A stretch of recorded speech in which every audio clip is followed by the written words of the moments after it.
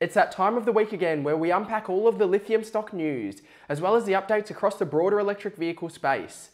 This past week, there are a few major announcements. We saw the Inflation Reduction Act pass through the Senate. You might be wondering, what does that mean and what are the implications for the broader electric vehicle transition? Today, we're going to discuss it all. I'd love to know your thoughts. Drop in a comment, which was your major announcements that took your attention in the lithium sector, and what are you looking forward to in this period up ahead? First and foremost, before discussing all of the lithium stock news on a company-specific lens, it makes sense for us to talk about the Inflation Reduction Act. So the Inflation Reduction Act was over $700 billion worth of spending, which passed through the Senate and then needs to go through the House, and ultimately Joe Biden signs off on it. But there was over $300 billion worth earmarked for climate change and green energy investment. There was a focus on reducing greenhouse gas emissions with two key areas. Firstly, electrification of fossil fuel use cases, of course, including vehicles, and then generating using more renewables and clean energy. On the day that this announcement came through, there was a significant uplift in terms of many of the electric vehicle stocks, led by Tesla, the bellwether, as well as many of the ASX Lithium names as well. As we can see here, the focus for the Inflation Reduction Act aims to reduce emissions by around 40% by 2030 below the 2005 levels, and it really paints that pathway for the onshoring and the focus on developing out supply chains, not just for lithium, but the broader lithium-ion batteries and electric vehicle supply chains within North America. And so as a result of that, that's the backdrop. That's where we're currently positioned. And there was some other company news that came as a result of it. First and foremost, Lake Resources. They've had a very interesting past few months.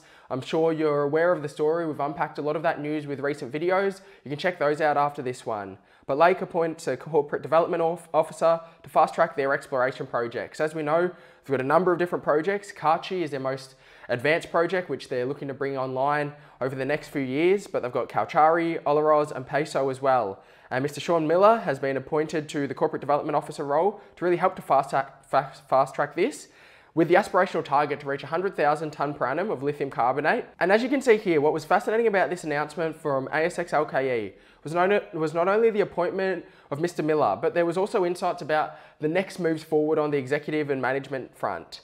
As we know, the previous CEO and Managing Director, Steve Promnitz, left Lake Resources. As a result of that, they're looking to appoint a US-based CEO. They're entering into an exciting phase of the company's history, and they intend to make the appointments to strengthen the board over the coming months following the appointment of their CEO. So they've given a bit of a pathway. There's a number of different potential catalysts up ahead as well. Of course, an upcoming DFS too for Kachi. So investors will continue to watch what's up ahead for LKE.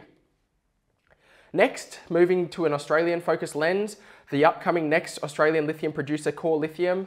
ASX CXO, of course, is moving towards production with their Finniss Lithium project, but they've just provided an exploration update as well. It was not only exploration on the lithium front, which as you can see here, there was plenty going on there, but also on the gold front as well, because they've got a number of different gold tenements too. This built on top of their previous drilling results that they announced for their BP33 project. This came out over the past couple of weeks. So it's been a very busy period for Core Lithium. As we know, the market's looking towards near-term producers and current producers, which can potentially provide exposure to the elevated lithium prices, as well as many of the other commodity prices that we're seeing at this stage. Magnis Energy, ASX M&S. This is a company not in the lithium upstream production, but they actually have recently just announced commercial production commencing for their lithium-ion battery plant. IM3NY is in New York. Obviously, it has the ability to feed into not only the US, but the broader North American supply chains, looking to ramp up to 1.8 gigawatt hours after initial production commencing with several thousand cells. And from there, they've got aspirations to be producing over 30 gigawatt hours by 2030, up to 38 gigawatt hours. As we know, every component of the supply chain for lithium-ion batteries is under pressure. There's a big focus and the significant demand surrounding the electric vehicle transition. So Magnis Energy are hoping to feed into that. If you haven't yet as well, make sure you've subscribed, turn your bell notifications on. For Investors is our second channel we've just dropped live. Hit the like button and let us know your thoughts on everything that's played out in the sector. Allkem, ASX AKE, is one of the largest current producers on the ASX, listed as an ASX Lithium stock. They've recently announced quite an interesting focus here, entering into a binding and conditional heads of agreement to transfer their currently owned Borax, Argentina, to MSR, and as a result of that, they will acquire the Maria Victoria Lithium Tenement. What's fascinating about this is the Maria Victoria Tenement is located north of their Olaroz lithium facility. This is a currently producing facility. Obviously, it's a significant lithium brine producing one, world-class scale, and they're continuing to develop that out. It speaks to the consolidation that we're likely to continue to see across the sector moving forward. And as we can see here, their Managing Director and CEO, Martin Perez de Soleil, stated that this just feeds into their focus of continuing to deliver growth plans, increasing lithium production threefold by 2026, which is no small order. We know about the demand drivers in the sector, and maintaining 10% of global market share in the longer term. And then building on the consolidation theme, now this isn't directly in the lithium sector, but I think it's pertinent to discuss because there are potential implications for the sector itself.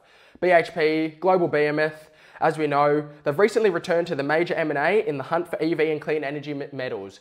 We know they've got a focus on future-focused commodities, and they've recently put in an over $5 billion bid for copper and nickel producer ASX Minerals. Now, it's not a direct lithium one, but we know Elon Musk previously stated that they might have to consider getting into potentially the production or the refinement of lithium if prices don't come down.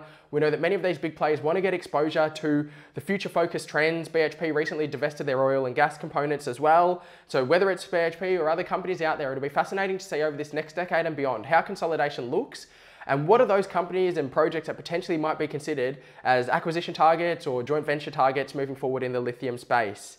Love to know your thoughts. Drop in a comment. We've done a video talking about the Inflation Reduction Act. So if you're not familiar with that, you can check it out now. Big thanks for joining us. For now, stay well and happy investing.